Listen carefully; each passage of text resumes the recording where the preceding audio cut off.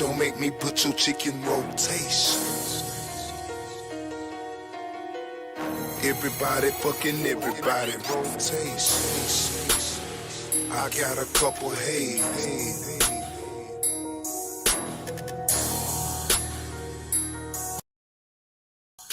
Woo! What is up, everybody?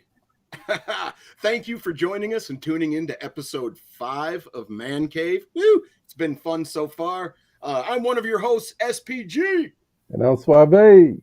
Hell yeah, man. And just remember, whatever you happen to see or hear here in the Man Cave, Gonna stay right here in the man cave. you're damn right, man. And thank all of you guys for joining us today. Today, we're going to be discussing the most scared you've ever been in your life. Maybe a panic situation, maybe a health situation. But we're going to discuss what is your most scariest moment that you've been alive, man. Share it with us in the comments or go ahead and share it in a comment below. I'm going to jump right into mine. But before I do, we already have a couple of shared experiences that I would like to share with you guys. First and foremost, we're going to start with a very awesome dude, Dismal Gaming. He sent me a tweet underneath my Man Cave episode. I'm going to bring that right up for you right now. I'm going to attempt to make this a little bigger here. There we go. So he says, the early 2000s were a troubling time for me following the loss of my older brother in 2001. But in 2004, I found therapy and motorcycling. It's awesome, man. And these are sexy bikes, by the way. But with that came a very close call. I remember staring at the van as I slid towards it, thinking about my parents. I was frightened. So basically, I take that as meaning he had a very close call with his motorcycles. Riding bikes can be extremely fun, and they are dangerous because a lot of the people on the road don't pay attention to bikes, sadly. But those are awesome, man. Great job, Dismal. Thank you for sharing. Man, they look nice. They look nice. Absolutely. All right, let me pop that off. And we've got another story real quick I want to share. He shared it other places before, but Ray Sherrod, he says, I got robbed in Oakland, California for my Air Jordans. Glock to my face, shotgun to the back of my head. Thank God my guardian angel was watching me. They got away, but I am here today. And I tell you what, that is scary as hell, Ray. And I bet you those Jordans weren't worth that, were they? I bet you gave them up pretty quick. Oh, man, that is scary, man. Mm-hmm. So, okay. Nope. Sorry. All right. So my scary situation, I have to give you a little bit of an update here. Or backstory. I'm sorry. The phone got me off kilter. Okay. So in 1998, I had back surgery. And I had a 10.5-hour surgery. I had a kyphosis, which is a previous injury. Your spinal cord heals in a weird way after a previous injury. And so I had to go in for this long ass surgery. I had to donate 2 pints of my own blood in case I needed a transfusion because I was going to be under so long and they were going to have me open for so long. To make a long story short, the surgery went good, but going into the surgery, I didn't know if I was going to wake up. I didn't know if I was going to wake up and not be able to move my legs. I didn't know if I was going to walk again.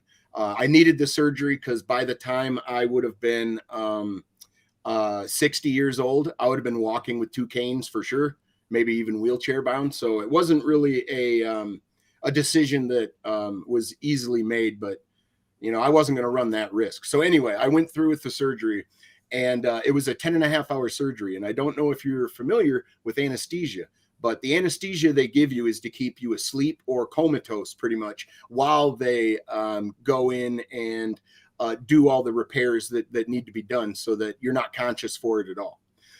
But when you're in or under anesthesia for 10.5 hours, your body goes to sleep and won't wake up. So after my surgery,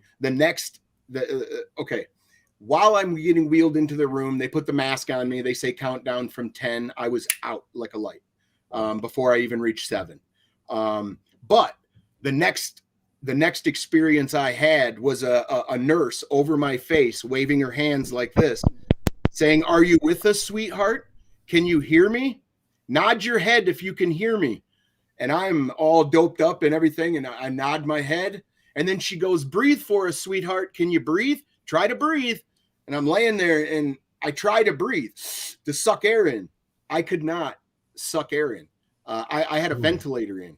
So what ended up happening is the lady's over my head, waving her hands. "Hey, come back to us. Try to breathe for us, sweetheart." And I try to breathe, and no air's coming in. And then all of a sudden,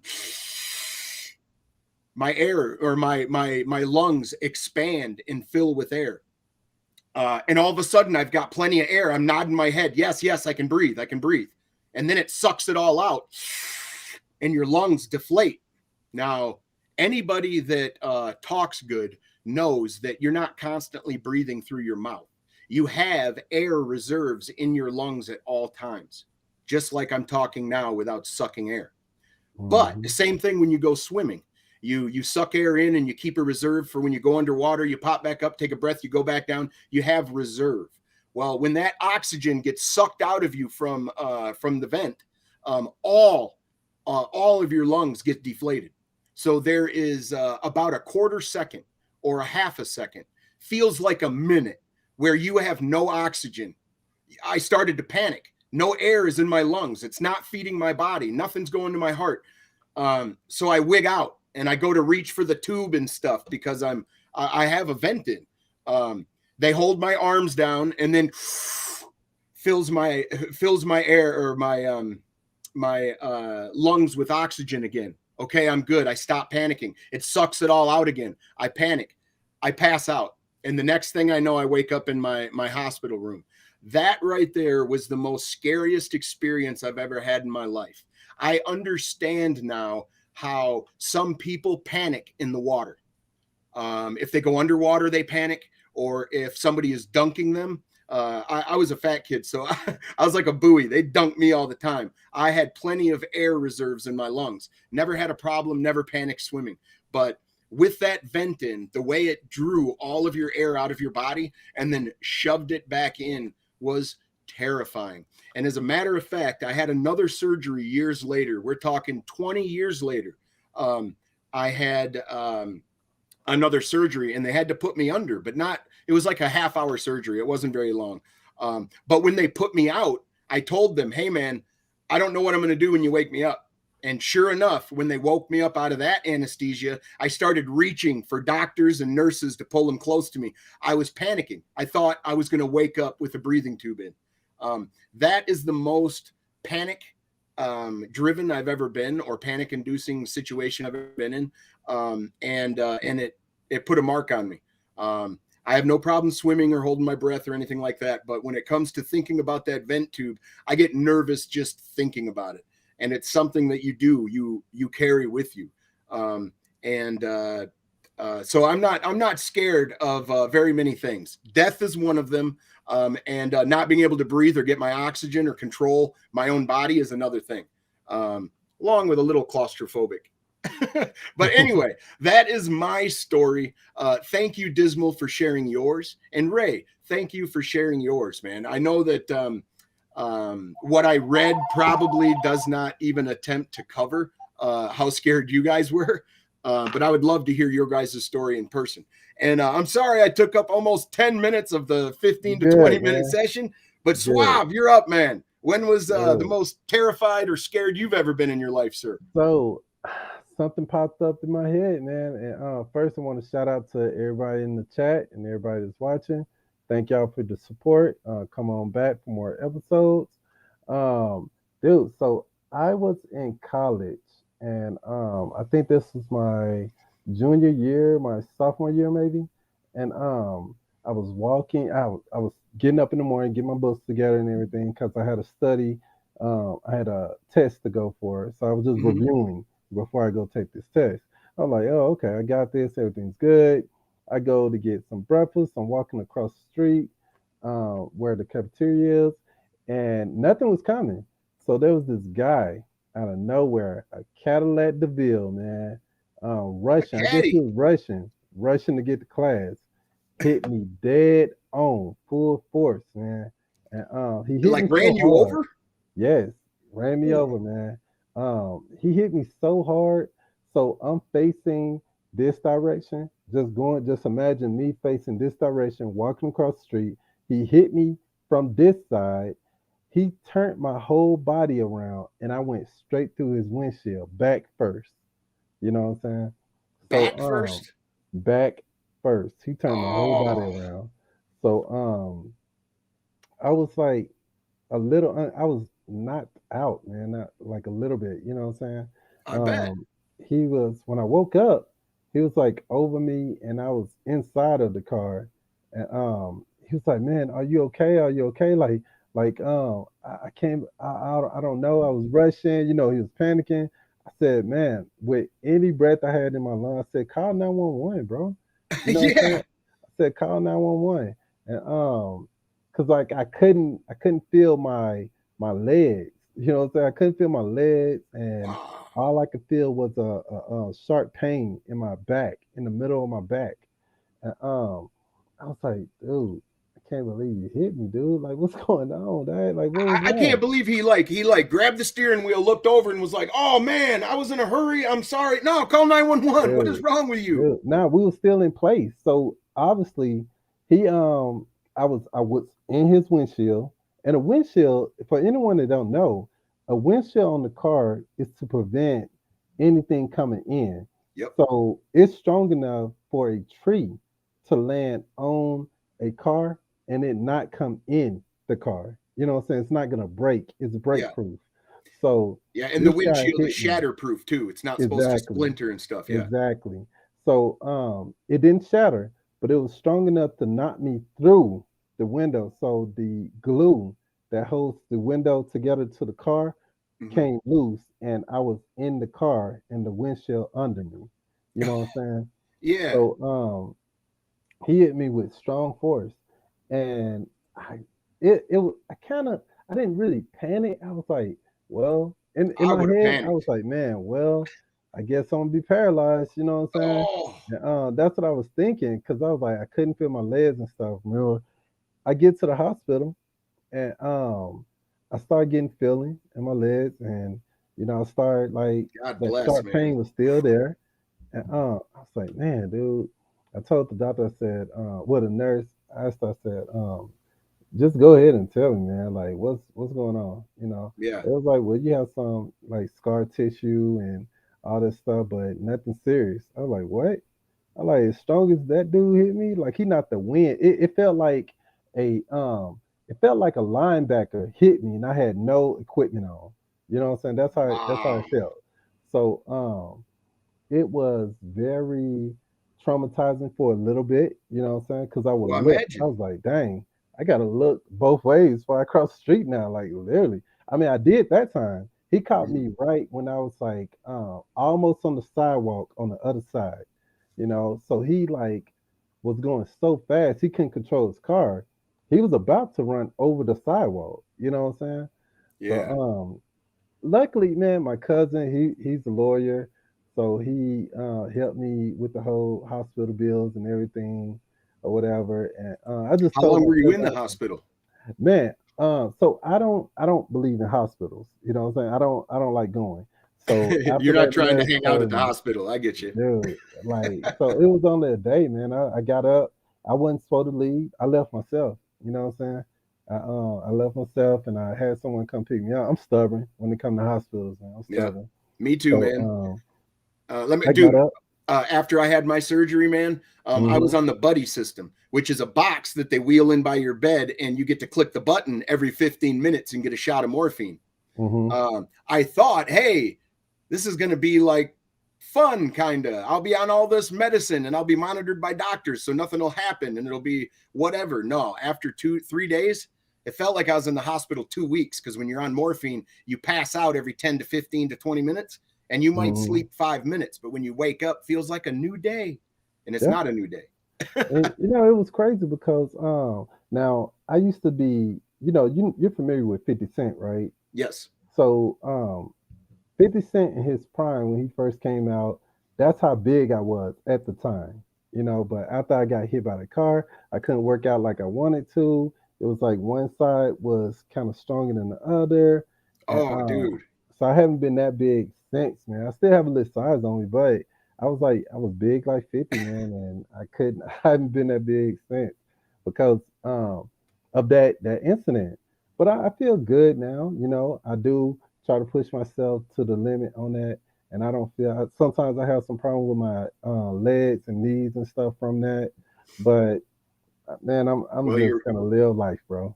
you're You like know what me, I'm saying? dude. You're walking, and that Yeah, and yeah, that's a miracle in itself, man.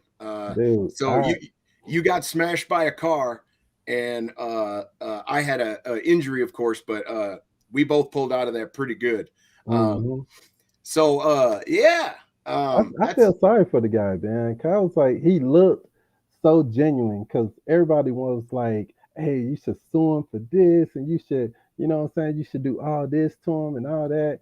I said, no, man, like the guy well, didn't have to pick me up from his car, even though you shouldn't move someone once they're no, in an incident. especially with But a back injury. right. He was trying to be generous. So he picked me up, he put me inside his car. You know, he went and got me breakfast and water and stuff. You know what I'm saying? Like, even though I Well, and couldn't not eat only it. that, it was probably uh, intense for him as well. I mean, I couldn't Yeah, imagine smashing yeah, into somebody and looking at him and maybe they can't walk and maybe bro. they're He hurt. could have That'd be left. incredible. He could have left. He could have hit me And and ran. Yep. yeah, scooped me off to the side and drove off, man. Or he could have just finished the job and like, hey, dead man don't tell no tale. So it could Uh, have been all these things, but I forgive that man that day, and I was so grateful that he called 911, and I was so grateful that he got me something to eat and some water to drink and everything. I missed my test, but you know what I'm saying? It was I had my life, and I was grateful to that, man. okay. Sierra had a question for you. Did you have to do Okay. any kind of physical therapy? Because I I did. did my But own physical therapy. So I the moment that my legs and toes could move or whatever, I got up out the bed and when I went back to my dorm room, I started working out and doing small things to get my body moving. If you stay still and you don't push yourself, you're gonna be oh there. yeah, So I don't believe in the word that can't. I I don't have believe to in the word say can't. I was young when I had my surgery, but I was told that the more you do in physical therapy, the more range of motion that you'll get back, you'll keep. Hmm. And if you don't, you will not get it back. Yeah. So I literally used physical therapy like I had my personal trainer, kind of.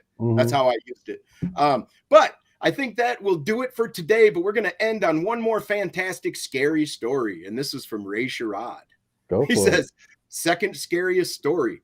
Viagra grew my erection did not go down. I had to call the helpline for help. And you know what, Ray? You're lucky you didn't Wow. have to go to the ER, sir, because you know they get a needle out. And drain it. And drain Yes, it. they do. Yep. So They you're gotta lucky on drain it. that. But hey, thank all of you guys for hanging out for the man cave and listening to our scary stories. We would love to hear yours. So put it in the chat or leave a comment below. We appreciate it so much. And Suave, what do you got going on, man? Dude, only in the man cave. I want to say that. So only in the man cave, bro.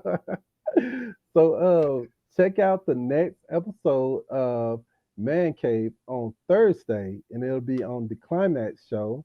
And also coming up either tomorrow or Friday, I need to get with my co-host. We got the next episode, part two of Who Pays on a Date on Man versus Woman. So I want y'all to see that, and I got a good video that's gonna blow your mind. I hope there's some females in there that they look at it because this is gonna blow your mind, man. On this part two version of Who Pays on a Date. I do want to shout out real quick a few people, man. Just check out the Stay Your Best Community YouTube page, and you'll see all the great content that people make in this community, man. So you'll find me, you'll find SPG, you'll find so many different good people, man. Some things that you may even didn't even think about finding, and you got it, and great people, man. So look out for that, man. Right on. And as you know, I'm SPG right here on this channel that you're watching this video on. I stream Mondays, Wednesdays, and Fridays, but sadly tomorrow I will not be streaming. I have a doctor's appointment, but I will be back Friday with some action. So that's exciting. But hey, like I was saying, thank you guys so much for participating in episode 5 of Man Cave, and we hope to see you in episode 6. Yeah, that's it, man. Have a great day, everybody.